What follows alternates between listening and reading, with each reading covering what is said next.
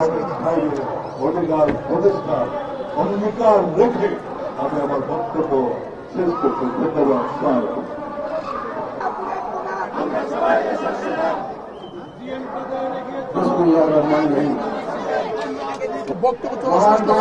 আন্তর্জাতিক শ্রমিক দিবস এই উপলক্ষে শ্রমিক সমাজের প্রতি আমি আমার অভিনন্দন এবং শুভেচ্ছা জানাচ্ছি। এই মুহূর্তে বাংলাদেশের শ্রমিক সমাজ একটা দুঃসময় পার করছে।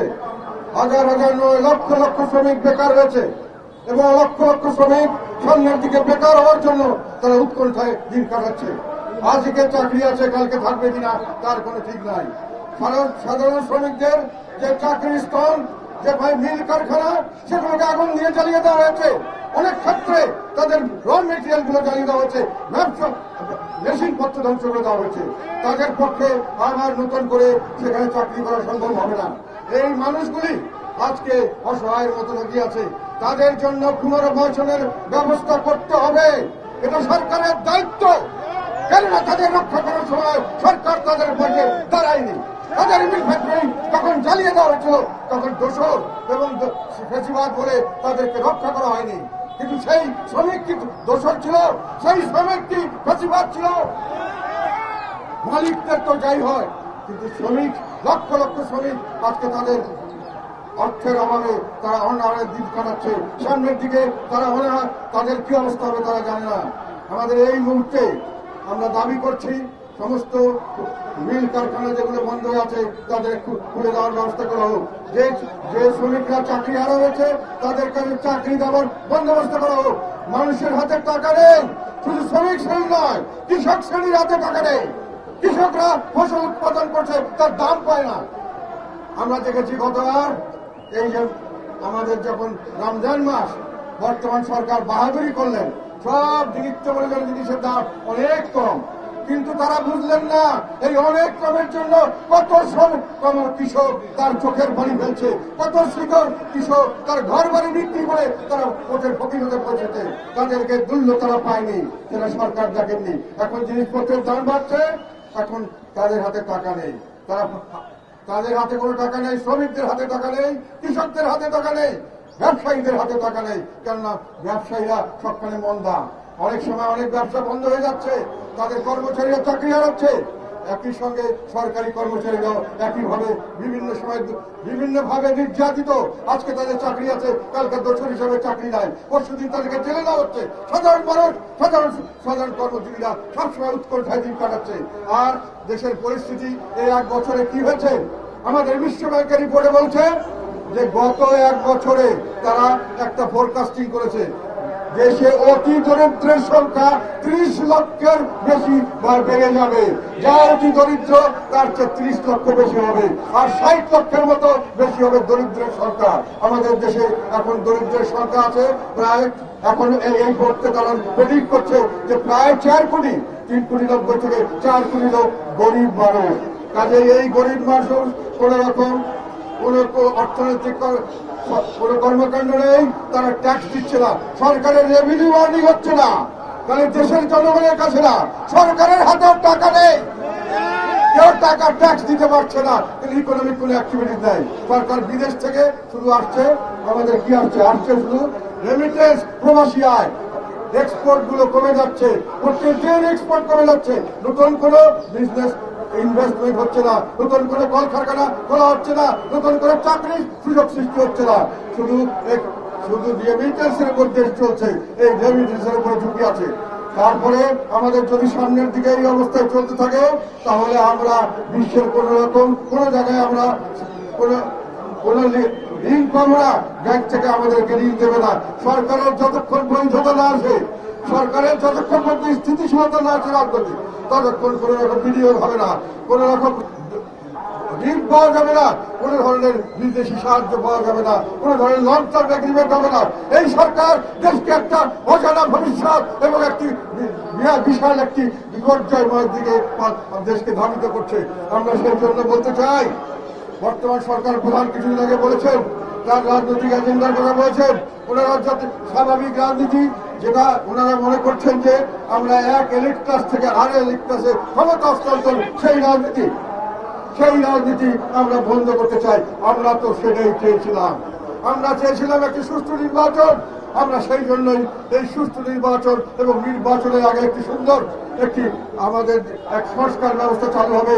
দেশের মানুষ যে স্বাভাবিক রাজনীতি করতে পারবে, দেশের মানুষের হাতে ভোটগুলি হবে, ইলেকশনগুলি হবে সত্যিকার ইলেকশন, যেখানে অবাধ, সুষ্ঠু, নিরপেক্ষ এবং অন্তর্ভুক্তিমূলক নির্বাচন হবে।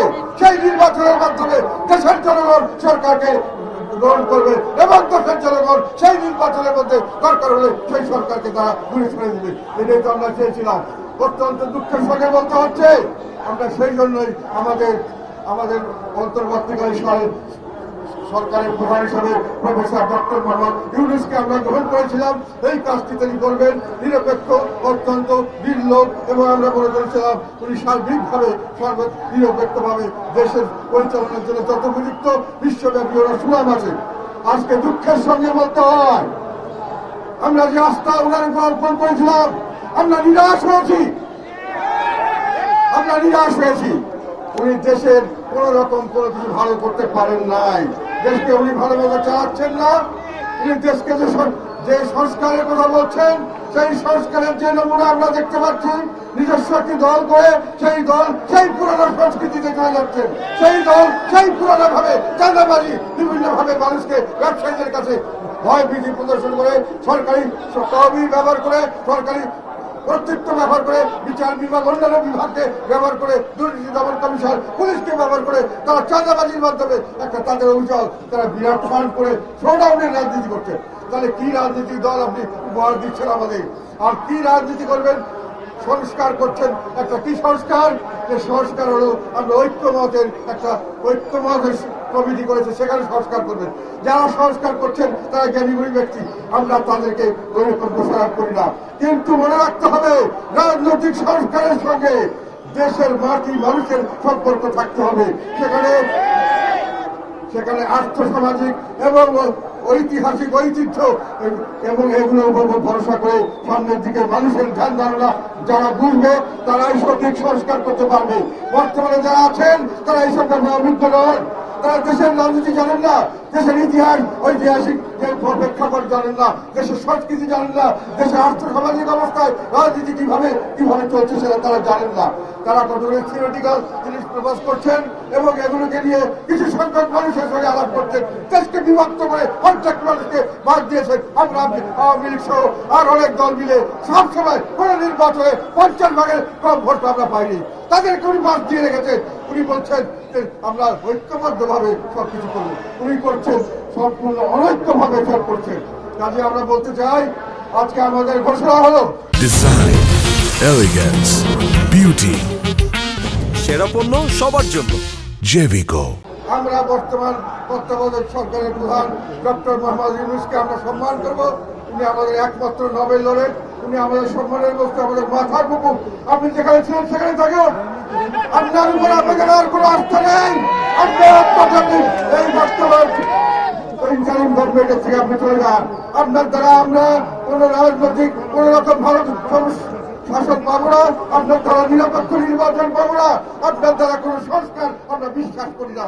আপনারা যারা সংস্কার করছেন, যারা সংস্কার বাংলাদেশের প্রেক্ষাপট জানেন না, তাদের বৈচিত্র্য জানেন না, রাজনৈতিক ইতিহাস জানেন না, রাজনীতির আর্থসামাজিক অবস্থা জানেন না, সেই মানুষজনকে যারা দিয়েছেন সেই সংস্কারগুলো আমরা বলবো আপনার টেবিলে রেখে যান।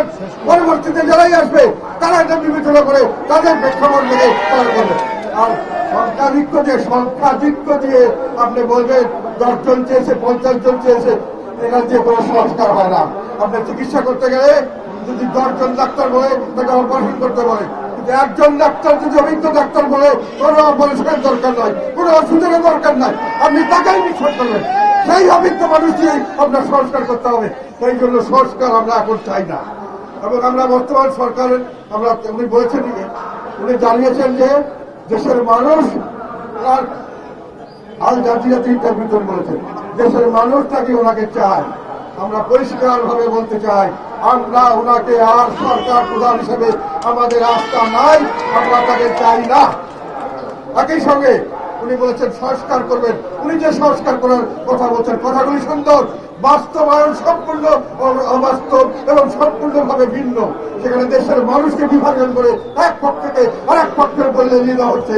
ওনার যে দল করেছেন, যেটা আদর্শভাবে উনি করতে যাচ্ছেন, যে ওনার যে তরুণ সমাজকে নিয়ে করছেন, যাদেরকে উনি ওনার নিয়োগদাতা এবং উনি অভিভাবক মনে করেছেন, তারা যে দল করেছে সেটাকে দেখে মনে হয়েছে পুরানা স্টাইলে দল করার জন্য ওনারা আগ বাড়িয়ে চলে গেছে। এবং সেই পুরানা কাহিনী, যেখানে শোডাউনের রাজনীতি, যেখানে চাঁদাবাজির রাজনীতি, সেগুলো অল্প দিনের মধ্যে করতে গিয়ে ওনারা তাকে ফলো করতে গিয়ে ওনারা হয়েছে যে কাকের গায়ে ময়ূর গুচ্ছ দিয়ে, ওনারা কাকের গায়ে ময়ূর গুচ্ছের মতো করে ওনারা সেই দলের সঙ্গে তারা তুলনা করতে গেছেন। বড় বড় রাজনৈতিক দলের সেই একই ধারাবাহিকতা রক্ষার জন্য তারা নিজেকে পরিবর্তন করেছেন, তারা দেশকে পরিবর্তন করার জন্য কোনো কাজ করছেন না। কাজে আমাদের আরেকটি ঘোষণা হলো, যারা সেই রকম সরকারের থেকে দল করছেন, তারা সরকার থেকে পদত্যাগ করে দল করেন, আমাদের সঙ্গে একই লাইনে আসেন, একই কাতারে দাঁড়িয়ে আমরা আন্দোলন করি, দেশের ভালোর কথা বলি। দেশের জনগণ যদি কাকে গ্রহণ করে আমরা তাকেই মেনে নেব। কিন্তু সরকারে থাকবেন, সরকারের ক্ষমতা দেখাবেন, সরকারের অর্থ দেখাবেন এবং তারপরে জনগণকে জুলুম করবেন, পথপাতি দিয়ে মানুষকে বিভিন্নভাবে হয়রানি করবেন, তারপরে টাকা দায়ী করবেন। এই অভিযোগগুলি আমরা আর শুনতে চাই না। সাংবাদিকদের কাছে আমার একটা কথা, যে মানুষ রাজনীতি করতে গেলে সাংবাদিকরা অনেক ধরনের প্রশ্ন আমাদেরকে করে। সেই প্রশ্নের জন্য তাদেরকে তাকে চাকরি ছেড়ে দিতে হবে, তাকে পদত্যাগ করতে হবে, তার নিউজ সেই চ্যানেলগুলো পর্যন্ত ভয়ে বন্ধ করে দিতে হবে। এইরকম কালচারকে আপনারা আর সামনের দিকে এটাকে গ্রহণ করবেন না। এটাই সময় পরিবর্তনের। আমরা এক ফেসিবাদকে বিদায় দিয়েছি, আমরা আরেকটি ফেসিবাদকে গ্রহণ করার জন্য নয়। আমরা এই নব্য ফেসিবাদের বিরুদ্ধে রুখে দাঁড়াতে চাই। দেশের জনগণ আমাদের সঙ্গে থাকবে, ইনশাল্লাহ থাকবে। আমরা নব্য ফেসিবাদ এবং নব্য ফেসিবাদের দর্শকদেরকে এই দেশের থেকে বিতাড়িত করবো, ইনশাল্লাহ। এইভাবে আমরা এক থাকবেন। দেশের জনগণের ভালো আমরা দেখেছি, সবসময় দেখেছি, এখন দেখছি।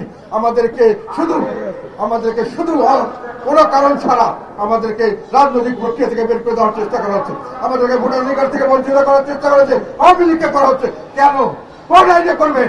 কোন সময় কেউ দোষ করলে তার দোষটা তার নিজের দোষ, তার দলের দোষ না, তার ধর্মের দোষ না। সে ধর্ম হলে সেই খ্রিস্টান সবাই খারাপ, কি বৌদ্ধ সবাই খারাপ, তা নয়। বাংলাদেশে একটা খারাপ কাজ করলে বাইরে গিয়ে আমাদেরকে বলে বাংলাদেশ খারাপ, তার মানে বাংলাদেশে সব লোক সেই খারাপ নয়। তবে আপনারা কাউকে নির্বাচন থেকে বাদ দিতে পারবেন না। সবাইকে নিয়ে নির্বাচন করতে হবে। সেই বুকের পাটা নিয়ে রাস্তায় দাঁড়ান। বিচার সবসময় করা যায়, বিচারের কোনো টাইম লিমিট নাই। সংস্কার সবসময় করা যায়, সংস্কারের কোনো টাইম লিমিট নাই। প্রতিদিন সংস্কার করা যায়। আজকে একটা সংস্কার করলাম, 7 দিন পরে আবার মনে হলো সংস্কার কি করে আবার পরিবর্তন করবো। আপনি সব সংস্কার একবারে করে ফেলবেন, সবকিছু আপনি একবারে করে ফেলবেন, এটা সেই ধরনের ব্যাপার নয়। চাল যদি আপনি দেন, যতই তাপমাত্রা বাড়ান, ভাত হতে একটা সময় লাগবে না, সেই সময়টা তাকে দিতে হবে। আর একটা কথা মনে রাখবেন, যেটা আমরা দেখতে পাচ্ছি, চারা গাছ দিয়ে ফুল ফল এবং ছায়া মানুষে পাবে না। চারা গাছকে বড় গাছ হতে হবে, তার জন্য একটি সময় দিতে হবে। এই সময় আপনি যতই সার দেন আর যতই বীজ দেন, যতই কিছু করেন, ইনজেকশন দেন, এটা হবে না। কাজে অবাস্তব চিন্তাধারা বাদ দিয়ে বাংলাদেশের জনগণের মুক্তির জন্য এখন আমরা সবাই আসুন। আমরা চাই বর্তমান সরকার প্রধান এবং তার সঙ্গে তার নিয়োগকর্তা এবং তার অভিভাবকগণ সহ উনি সরকার থেকে চলে গিয়ে রাজনীতিতে আসুক। ওনার রাজনীতি যদি জনগণ গ্রহণ করে, আমরা রাজি আছি ওনার কাজ করার জন্য। জনগণের সঙ্গে আমরা থাকবো, এবং যদি না করে তাহলে আমি মনে করবো এটার বিচার করবে জনগণ। আরেকটি কথা, সংস্কার আমরা এই মুহূর্তে চাই না। সংস্কার যারা করতে চাচ্ছেন অবাস্তব সংস্কার, আমরা সংস্কার চাই নির্বাচনের পরে নির্বাচিত মানুষের দ্বারা তাদের এবং তারা যে সংস্কার করবে সেই সংস্কারে আমরা পালন করবো ইনশাআল্লাহ। আমরা আজকে সারা দেশ আমাদের প্রোগ্রাম দিয়েছি। কেন দিয়েছি? যে আমরা যেখানে প্রোগ্রাম করতে যাই বাধাপ্রাপ্ত হই, আমাদের মানুষকে নিরীহ মানুষকে বিভিন্ন ভাবে মামলা দিয়ে জেলে খাওয়ানো হয়, তাদের ঘরে গাড়ি চার্জ করা হয়, তাদের গায়ে হামলা করা হয়, বিভিন্ন ভাবে বেজ্জতি করা হয়, মানুষের ঘর থেকে বেরোতে পারে না। এই অন্যায় অত্যাচার আমরা সহ্য করব না।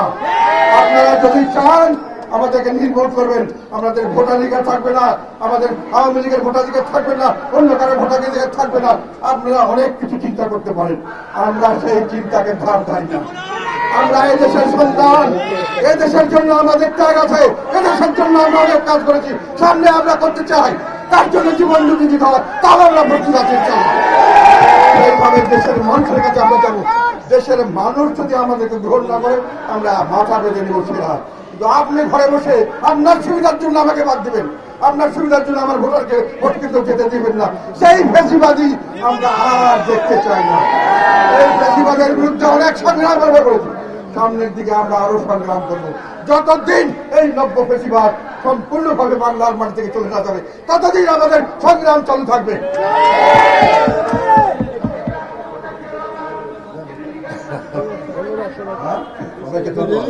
একটা আমরা অবস্থা বুঝে আমরা ব্যবস্থা নেব। আমি ইচ্ছা করে এখানে বড় কোনো গ্যাদারিং করতে চাইনি।